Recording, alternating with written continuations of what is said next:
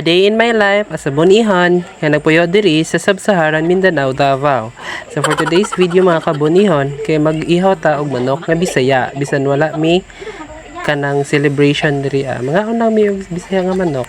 Mo lang na.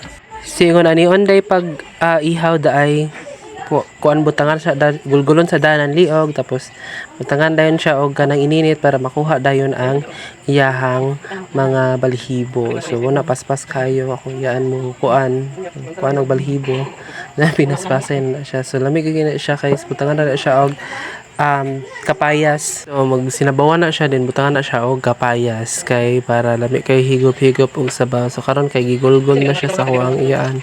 Maguan na siya kanang hiwa-hiwa na niya ba. Yung na ni ang tamang process sa paghiwa sa Bisaya nga manok para lami siya pagka-slice.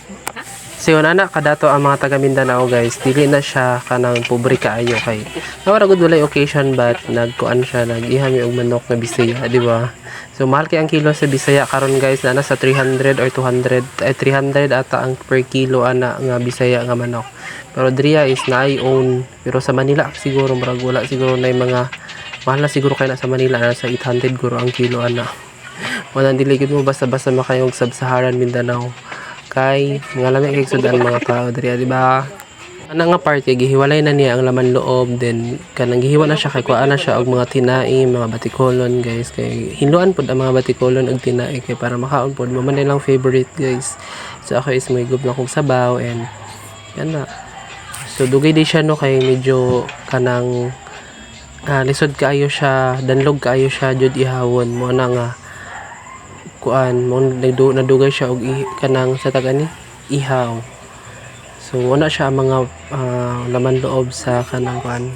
Muna ihang batikulon na pud yang upload dihang aperting kapait na mo na nga kanang kuan. Nice kayo siya. Humana din na siya gisugba guys, wala na ko na videohan og sugba.